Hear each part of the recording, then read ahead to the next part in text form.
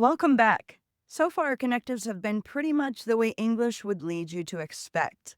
This video introduces the one that does not, the conditional, the if-then statement.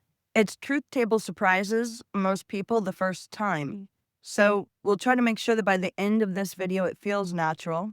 We'll also cover its partner, the biconditional. So let's get into it. The conditional statement is written P arrow Q, and we read it if P, then Q. Think of it as a promise. It claims that whenever P is true, Q follows along with it. We have names for the two parts. P is the hypothesis, sometimes called the antecedent, and Q is the conclusion or consequent.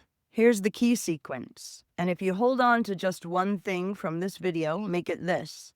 The only way to break the promise is for P to be true while Q is false. That single idea explains the entire truth table you're about to see.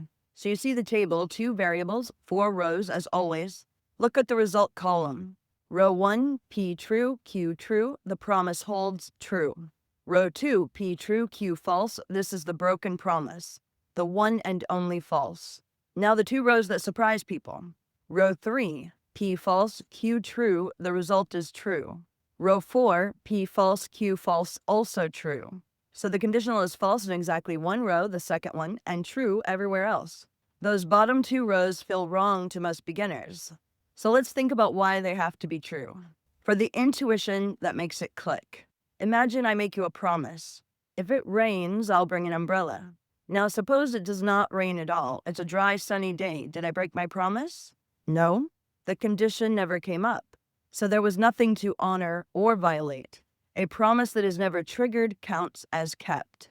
That's what's happening in the bottom 2 rows. When P is false, the hypothesis never fires, so the conditional cannot have been broken, which means we count it as true. Logicians call this a vacuously true statement. It's the most common stumbling point in this topic, but hopefully it feels reasonable now to you instead of arbitrary. Once you have a conditional, you can build 3 close relatives by rearranging its parts. And you need to be able to tell them apart. The converse is Q, arrow P. You swap the hypotheses and conclusion. The inverse is not P, arrow not Q. You negate both parts. The contrapositive is not Q, arrow not P. You swap and negate. So the converse and the inverse are not equal to the original statement. And assuming they are is one of the most common reasoning errors people make. But the contrapositive always has the same truth value as the original.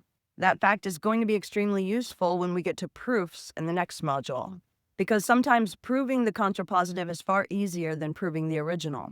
Now the conditional's partner, the biconditional, written P double arrow Q, and read P if and only if Q. You'll often see if and only if abbreviated as IFF with 2 Fs. If. That's not a typo. Look at its table. It is true exactly when both sides match, both true or both false. When they disagree, it's false. The reason is that the biconditional is really 2 conditionals bundled together, P arrow Q, and Q arrow P at the same time. So the implication has to hold in both directions. The cleanest way to think about it is as strict equality of truth values. P double arrow Q is true precisely when P and Q have the same value. So to ground both of these, in code, the conditional shows up as guards and contracts. If the input is valid, the function returns a result, is P arrow Q. And notice when the input is invalid, you make no promise about what happens, which is vacuous truth showing up in real engineering. In mathematics, the biconditional is the backbone of definitions. A number is even if and only if it is divisible by 2.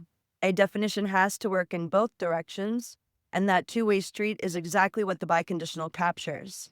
So these are not abstract curiosities. They are the structure underneath contracts and definitions you already rely on. So to close out this video, the conditional is a promise broken only when a true hypothesis leads to a false conclusion. The bottom rows are vacuously true.